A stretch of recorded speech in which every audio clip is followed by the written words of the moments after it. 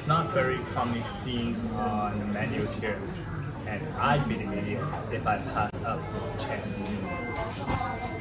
Konbanwa, welcome to Suzhou. Nope, this in Japan. It's Huaihai Street in the Chinese city of Suzhou. Numerous Japanese companies established operations in the surrounding area years ago, and this Japanese street sprang up as a result.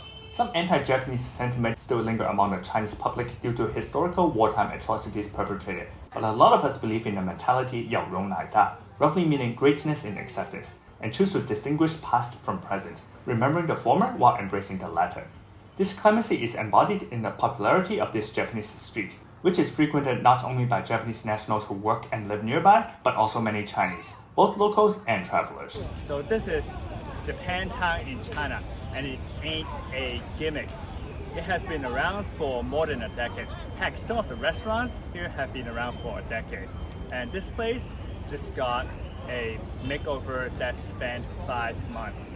We came here last autumn, almost exactly 1 year ago. However, that was during the day. The renovated storefronts were spiffy, but that Japanese ambience was missing. So we've returned to see what the area looks like at night. Under the cover of darkness, it's much more Nihon and nifty. That crab reminds me of the giant crab at Kanihonke in Sapporo, and especially the one outside Koni Doraku on the busy Dotonbori in Osaka. Fall is the start of prime season for some crabs, and I'll talk about that in my next video. But at the time it was still kind of summery, so we went to Shengong, Jingu, one of those aforementioned restaurants that have been around for more than a decade. Seems like Jingu has amassed quite the reputation. I was wise to call and book our seats because the place was full. Several walked-in groups left disappointed. Space is tight and business was more than alright. Seats next to us soon became occupied. We didn't have much wiggle room and I hadn't purchased the add-on lenses yet, so the camera lady had to use the phone's built-in wide angle. That's why I look a bit distorted. Apologize for the visual weirdness. Please don't let that distract you from the marvels of this meal. Modern Japanese cuisine using local ingredients. Sous vide chicken liver from northern Jiangsu province. In this D1 Manju Subei Diniao Baigan, the livers are sourced from free-range chicken and delivered daily. Livers of chicken are less oily than those from most other animals, and eating it plain had just the slightest hint of metallic flavor concealed well beneath its natural sweetness. A dip in sesame oil enhances the creamy texture, while a dab of rock salt adds contrast to that creamy texture. Next, real cream, well actually cream cheese, marinated with Hacho miso from Aichi, Shiro miso from Kyoto, and barley miso from Tokushima. This mixture has a lot of depth. The heat in the torched version might have burned away some of the more subtle and mild flavors, but also intensified those that remained and helped them emanate more assertively. Speaking of assertive, the beef tongue imposed its will on my tongue. Aged beef tongue, gyutan. I've committed plenty of public display of affection for beef tongue in many past articles and videos, like this one about a yakiniku joint specializing in gyutan. Here, however, was my first taste of aged beef tongue, at least to my knowledge. Entire Wagyu tongues are sealed and aged in 0 to 1 degree for at least a week. Sounds like wet aging to me. I didn't perceive much of a difference in tenderness, but the flavor was insane, and there was absolutely no need for the nagi sauce. I've read that dry aged steaks don't really intensify in flavor until week 3 onward, but maybe grilled beef tongue is different. Let's stay with grilled food, but move onward from land to sea. 北海道产金棘鱼一本烧 grilled whole Hokkaido kinki. So the kinki fish is also known as the idiot fish, but it's not very commonly seen on the menus here, and I'd be the idiot if I pass up this chance.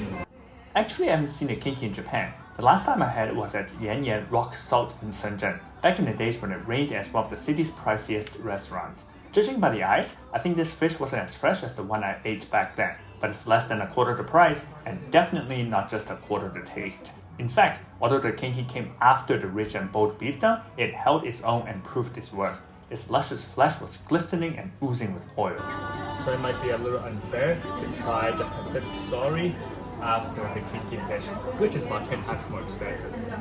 But the kinki was pretty good, so we decided to give the Sura a try. The Saira is also called autumn knife fish due to its peak season and shape. It was autumn and that's why we had to give it a go. Salted and grilled whole with gut remaining, as requested and as per tradition, though the server specifically asked if we wanted the fish gutted or not.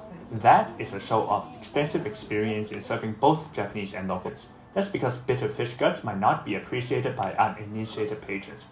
But I enjoyed the bitterness because it balanced out the fattiness. Aside from grilled seafoods, fried seafoods were good too. anago and bushi ebi tempura.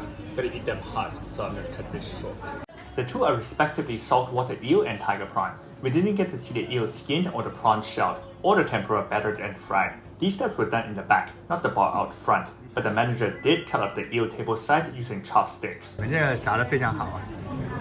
还要再努力一点的，它这个炸的还是油有点大，温度控的还不够好。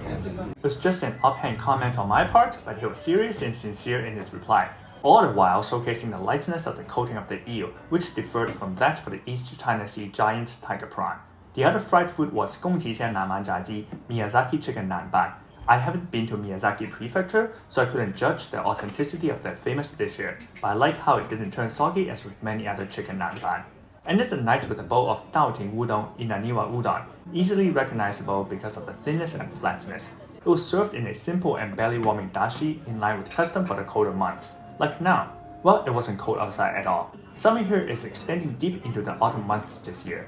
That extension has delayed the maturity of 大闸蟹 Chinese mitten crabs and the bloom of guihua, sweet-scented osmanthus, two symbols of autumn in this area of China. More about these in the next video. 再见!